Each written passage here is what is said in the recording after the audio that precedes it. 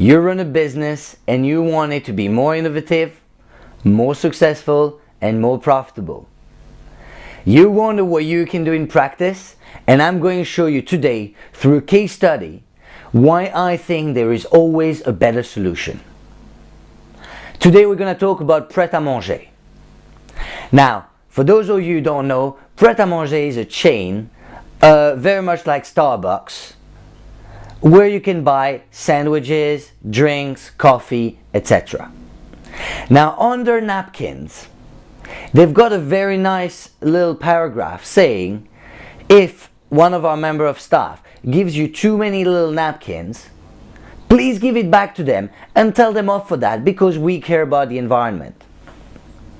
So, this shows us that Pret a Manger already cares about the environment and has already acknowledged the fact that its customers care about it.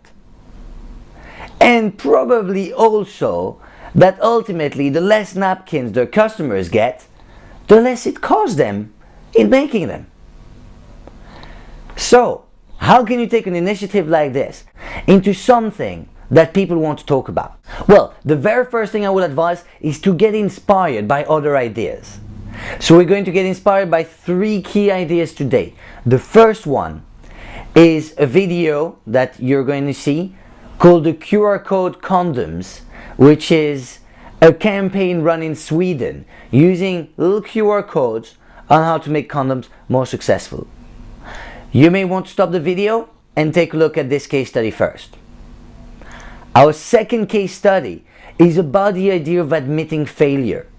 This one is inspired by a TED Talk that you're going to see the link now, and that I would also suggest taking a look at. They've got a website called admittingfailure.com, and this is gonna give you some ideas as to why failing may be a good idea. And the third concept we're going to be inspired by is the charity concept of match donation, in which for every donation someone makes, the company matches it with an equal amount. If you had a look at the 2 case studies I mentioned, you will understand the idea I'm talking about. What I would do would be to put QR codes on every Pret a Manger item so that people can scan them as they buy them. And as they scan the QR code, they can say whether they've received 1, 2, 3, 5 or 10 napkins. And then they can turn this into a game, so that for every time that you buy something for Pret a Manger and don't receive a napkin, you gain points. And the more points you get, the more discounts you eventually get.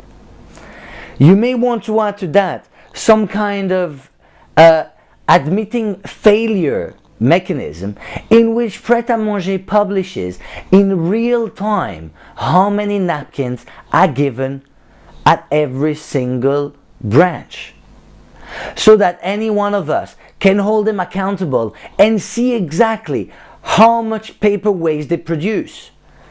As they do this, they may want to then make it competitive and to invite other brands like Starbucks, like Caffè Nero, and all the others into joining in this scheme to reduce paper waste. That would allow Pret a Manger to become the thought leader in that field and to become the initiator that brings together all the others under one umbrella. They may want to make this stunning by adding another nice little aspect to it, which is that every time a customer doesn't take the napkins, they can make a donation towards a green cause. And for every donation made, Pret a Manger will engage itself to match that donation. And that would give Pret a Manger a fabulous case study, something that people would want to talk about and would want to interact with, because they see 3 things. 1, they've turned saving the environment into something fun, interactive, and a game.